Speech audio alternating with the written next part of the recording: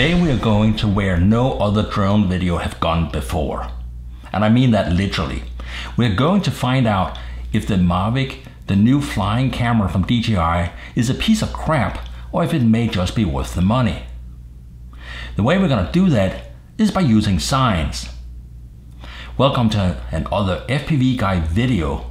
And just in case you're wondering about the hat and the sunglasses, I'm just trying to figure out what it feels like being a guy with at least 5 million subscribers constantly crashing drones. This week's video was going to be super easy to make. Just a discussion of the colors and the image quality from the Mavic. So as I started out trying to put this all together, the first thing I did, of course, was put these two on a wall and take one picture of some trees on the other side of the lot. And I looked at it. And I noticed the one has a really wide lens, the other one has a longer lens.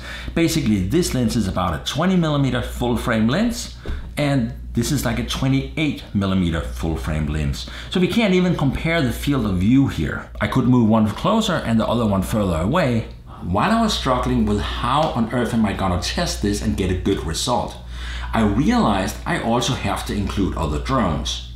So today's video includes, in no particular order, the X-Star from Autel, the Unique H Pro from Unique, the Phantom P4 from DJI, the DJI Mavic 1 Pro, and the DJI Inspire with the X3 camera. That's a lot of drones, and what I did was I measured the cameras and I ended up with numbers for actual resolution and also dynamic range. So I'm going to show you how I got to these numbers, and then let's take a look at the numbers. I couldn't have pulled this off without the help of Frank from carolinadrones.com. This shot was so complex, and his encouragement and help on the resources, thank you, Frank. In addition to the other drones, I also went out and bought a GoPro Hero 5 as a stand-in to get an idea what the Kama drone provides. Skipping through this really quickly, I started out using two Kodak grave edges. It's basically these things here. I've been using these for years to do product photography. In advertisement, you typically put one of these next to the product you're photographing, at least you did back in the old film days, and then all you had to do was expose the negative based on this. What I decided was I could put it one on top like this, and you'll see how the white here is burning out, and then I put one in the shadow below to get shadow densities, and I could see when the black stopped giving resolution. It kind of worked, and basically if you put two drones next to each other right now, take a picture at the same time, it actually works perfectly good to show you which one has the greater dynamic range. However, if you wait 5 minutes between the pictures, the light has changed enough that this no longer works. So in order to do this right, we have to first of all have a wedge that has a greater dynamic range, and we also have to have a never changing light while we photograph all of the drones. So I solved the gray wedge problem by getting a Stouffer's calibrated step wedge. Here's a smaller version than the one I'm using, this size one, but here's a smaller one that I don't mind handling, because these things are incredibly accurate and should not be scratched. If you look up at the top here, you will see it's transparent, and going down to the other end of the wedge, it gets 400% more density. That's a lot of density, and creating these things is like a work of art and a small miracle in film creation. These wedges are incredibly accurate, and that's what we're going to rely on, because with the big one here, going from clear all the way to dark, we're able to photograph that, and then we can then see exactly how many clicks across the camera is able to see. But like everything else in this video, saying how to do it turned out to be a whole lot easier than actually doing it. Because here is my little wedge, and the first thing I did was I stuck it to the window, but all the light coming around it ruined my results, so that didn't work. Then I cut out a hole in a box, and I made a hole on the other side so that you could photograph it and get a picture of it. Let me show you how that works, by the way. Let's see if I can get this apart. This is my calibrated gray wedge photography environment. If you look at this here, you can see I made some baffles inside to control reflective light. And on the other side here, we also have some baffles. And here, down here, you can see the wedge that goes from here to here, and you can read the numbers that helps you count how many steps you're photographing. So that's how the box works. I'm gonna put this back together, and here is the official FPV guy calibrated grayscale photography environment. In addition to that, you need a white background here that you illuminate with a couple of big LED lights so you get a good light source and incredibly smooth, even light.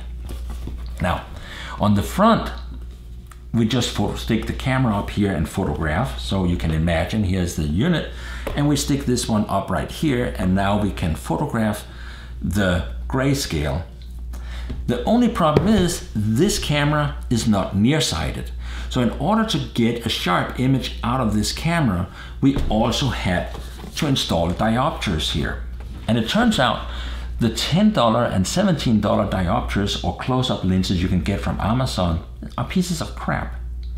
What you have to do is you need to go out and buy a high-end close-up lens that has multi-coating to avoid internal reflections. This was a royal nightmare. So once you have all that together, you put this one here. Now the only thing left to do is you have to tape off and make sure there's absolutely no stray light coming around the lens, because that stray light would of course ruin the measurement. But you know, when we look at drone video, we look at the trees, the branches, looking at how sharp the branches are, how sharp the trees are, how tack sharp the image appears. The way to figure out a numerical value for how tack sharp these lenses are is using an ISO focusing, or rather resolution target. I mean, the most important detail of this target is right up on top here. You can see these lines are really thick. There's black and white, black and white, black and white, and they go down. The further they move down, the thinner they get, and the thinner the white ones between them also get. Basically, that is the number of lines going from the one side to the other side. And more importantly, the one we are usually looking for is the one going from the top of the image down to the bottom of the image with these little arrow here. That is what we are looking for in the video. So to photograph this, what we do is we move the camera in so that the image border falls between the white and the black arrow. The phantom is not completely sharp till you're about 4 to 5, maybe 10 foot away, because it's a flying camera. It was never intended to photograph close-ups. So first I tried putting a diopter or a close-up lens on there, but I very quickly realized that even a very good close-up lens will affect the final resolution simply because I put one more lens in the equation. The solution, of course, was simple. We printed a banner, 100 inches tall by as wide as required, and we rolled it out in the parking lot and flew the camera over it. Doing that, we got pictures that looked somewhat like this. This was the GoPro. It was impossible to get a perfectly rectilinear GoPro image. In order to actually count on the image, we had to get the distance right. What we wanted was the top of the image and the bottom of the image by the arrows. That didn't always work, but we got very, very, very close. And even though they were a little bit off, we found the magnification so that even though they were right, they may be off a little bit, but we got the right scale. And with the right scale, we can start to compare the resolution from the different cameras. Before I get into all of this, I should really hurry up and say, these numbers are done to the best of my possibilities this week. We're still working on improving these processes, and every time we improve it and remove parts of the errors, the numbers gets more accurate. All I was looking for was a way to compare these cameras. At the end of the week, I had myself a little chart looking right about like this here.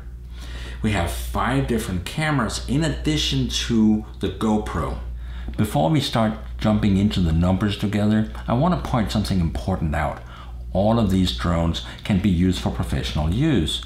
The Inspire 3 is probably the most expensive. However, all of them, the MAVICpro, the Phantom 4, the X-Star, the Unique H Pro, are significantly, and I mean significantly, better than the GoPro 5. So all of these drones can outdo a GoPro, and it's interesting because GoPro was the benchmark camera, and there's still professional people that's doing real estate video with a GoPro. So a GoPro is good enough to do real estate video, and with that, all of these drones are absolutely good enough to shoot a real estate video, and that is, at the moment, my benchmark for a professional drone. We're not going to discuss that some people want to shoot with a red camera, because that's a whole different ballpark. This is about $1,000, this is $2,000 drones here. So they are obviously not intended to shoot motion pictures or feature movies with. Getting into the numbers, of course, the first one I was really interested in was the Mavic here. And that one I get at about 1150 lines. That's 1150 lines from up in the top of the picture frame down to the bottom of the picture frame. And that's not bad for a 4K video, but it's not pro either. Just for a reference, I saw a test chart showing a Canon C300, and it looked like that one features about 1400 lines of resolution.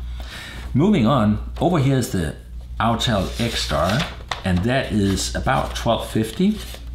Then we have the DJI Phantom 4, which we were trying to compare to, and that one came out to about 1100 lines of resolution.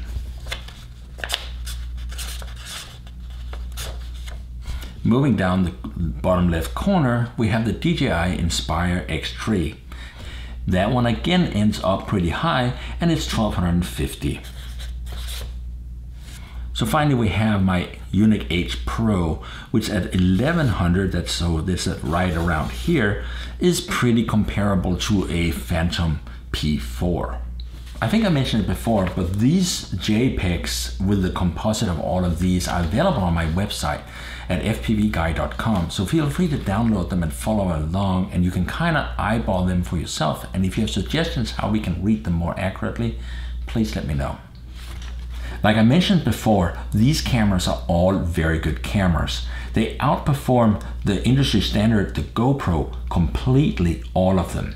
And that's really cool because manufacturers have now figured out these are not flying action cameras. No, they're flying cameras being used by camera geeks and people wanting to create video, high quality video, and fantastic still photography. So all of these aircrafts here can do that. But one of the biggest details in this world about cameras are the dynamic range. So I created this chart, and you should be seeing it on the screen, of course. Up on top, you'll see this long line here. This particular test strip goes further to the left than any of the other ones. That's because I used that as a reference. I used my Panasonic GX8 camera, and it's nominated, its max dynamic range is 12.5 steps. In this test here, it came out at about 11.5 steps, but that's because this test comes from JPEGs. All of these cameras has more dynamic range when you use the RAW option instead of the JPEGs. However, I decided to use the JPEGs because I'm interested in the video quality. And the JPEGs are compressing in the camera just like the video you get. So that gives you a closer idea how, and with the processing layer, how the video is going to look. Basically, all of these will have roughly one additional stop of dynamic range if you shoot RAW. I used the Micro Four Thirds as a test case, and I'm very happy to see that the dynamic range of the Micro Four Thirds turned up in the same ballpark as what the official dynamic range figures are for that camera. So that means we are in the ballpark accuracy-wise with the test. Now, let's move on to these, and I just started jamming them into this Photoshop file, and they have all been saved out as a JPEG 12 so that you can see them with a minimum amount of compression. Now, the one JPEG you can download is this one here, and the second JPEG is after I lighten them as much as possible with a curve so that we can see how far to the left we can still see differences in the steps, and that tells us how much detail can be pulled out of this JPEG. Like I said before, the RAW file actually goes about 1 stop further. Now looking at the lightened image here, we can see how far to the left all of these goes. The DJI Inspire on the scale here goes from about 1 to 29 steps, which is about 9.3 f-stops of dynamic range. Similar, the Autel X-Star goes 0 to 30, also about 9.5 f-stops of dynamic range. So that's really interesting. The Inspire and the X-Star both has about 9.5 f-stop of dynamic range, being probably the 2 best cameras after my Micro Four Thirds. So we already found out that these 2 cameras was about 1100 lines of resolution, and it turns out they're both about 8.5 f-stop of dynamic range. The very cool retractable landing gear Unique H came in just ahead of the GoPro 5.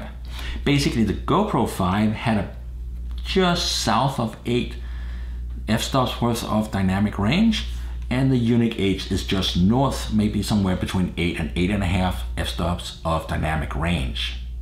Well, so that's about it. This all started because I wanted to know how the Mavic compared to the P4. And I found out that numerically speaking, these 2 cameras are surprisingly alike. This was supposed to be a Mavic video, and there's one more interesting detail left that came out of this testing. And I keep hearing on the internet some people saying, oh, I really want to get a Mavic, and then somebody else was responding, well, of course, if you don't want really good quality, get a Mavic. I mean, guys, calm down already. But there is an interesting thing to it, and I noticed some of my video in lower light, the details would start flattening out, and I didn't really understand what that was about until I take a look at this image here. Notice how towards the left you can see all the steps are almost flat. They don't, ideally they should be fully white on the right side and then go in a smooth, consistent line towards the left. Oddly enough, the shots from the Mavic flattens out a bit towards the black end, and that means the different layers of blackness in a shot tends to mush out and become the same. As you can see, the steps are there, so the sensor can see them. This is mostly a matter of DJI needs to refine the camera profile when they save these images. So there, DJI, is some homework for you. So having gone through these tests, we now finally have a way to look at these drones from a photographer's perspective and put some numbers on them and look at what does each one of these do. So starting on the left over here, we have 1250 lines of resolution, 9.5 f-stop of dynamic range. The Mavic here has 1100 lines of resolution and about 8.5 f-stop of dynamic range. The X-Star from Autel has 1250 lines of resolution and about 9.5 f-stop of dynamic range. The Phantom 4 has 1100 lines of resolution and about 8.5 f-stop of dynamic range. The Unique H Pro has 1100 lines of resolution and about 8 f-stops of dynamic range. So to the untrained eye, these all will look identical. They are all going to love the pictures coming from them, and they're going to say, wow, look at how great this image is. But of course, your broadcast editor friend is going to be able to tell the difference, and he will without a doubt tell you to get either the Inspire or the Autel. Now, forgetting those two for a minute, we've also found out that the Mavic and the P4 are almost virtually identical, except for a funky curve in the lower darks in the Mavic. If that curve gets fixed, I don't think you'll be able to tell the image difference between those two. Without that curve being fixed, you can tell the difference. And finally, of course, we have the Unique H Pro over here with 8 stops and 1100 lines. Still also a very good performer, but just a little bit less than the P4. I'm glad to see that basically these all fell the same place they fell earlier in this year because we lined all of these up except for the Mavic and we tested them in the spring, and this is exactly how they ranked back then, and they're still ranking the same way, so putting better numbers on it has not changed our original ranking. Of course, the other thing we learned was the Micro Four Thirds camera hands down beats all of these units, and only the Inspire 1 has the ability to mount a Micro Four Thirds. That camera from DJI is called the X5 and costs about $1,500. So you can remove this camera and put an X5 camera on there, and that's going to give you a Micro Four Thirds camera flying on the Inspire 1. And the Inspire 1 is interesting because right now we are awaiting the Inspire 2's arrival. And for some reason I don't have one to test. And really, DJI, why is that? I should be having an Inspire 2 in this test already. Because of the Inspire 2 arriving, Inspire 1 is getting cheaper and cheaper. So if you are looking to do still photography or broadcast and fly a Micro Four Thirds, the Inspire 1 may be a very good buy, simply because you can put a higher quality camera on it, and it also already comes with the best camera in this test. Moving on, it's very interesting to see that the X-Star camera actually beats the P4 camera. I'm sure that's something DJI will try to rectify with the P5 coming out, I'm assuming around CES in the spring of 2017, but in the meantime, the other winner of this test is definitely the Autel X-Star for about 800 bucks. That's an incredibly good camera for not too much money. Finally, over here with the Unique, the Unique is a great flyer, and one of the things I love about it is you take it out for a real estate shoot and the customer just loves how professional that camera looks. It pops the legs up and it just looks great in the air. The image quality is plenty good. However, it is not quite as good as the Inspire or the P1. With that, I would say the number one thing Unique should be thinking about the next year is a significantly upgraded camera, because that will put them in Inspire 1 camp, and all of a sudden they have a super easy to fly aircraft with the top camera. But they do need to take a look at the camera for 2017. I'm sure we get a new P5 with a better camera. I'm sure we get a new Autel with a better camera. And this one here, starting at $750 with a camera that basically is about as good as a P4, is an incredible value. So there you have it, guys. This is the second installment of my Mavic review that unfortunately became a lot more than I expected it to, and now you know exactly how good or how bad these cameras are. So there you have it. Make sure you click to subscribe, and also thank you again to carolinadrones.com for supporting this video. Without your help, Frank, I could not have pulled off this video. You're awesome. Guys, stay tuned for more videos and make sure you subscribe.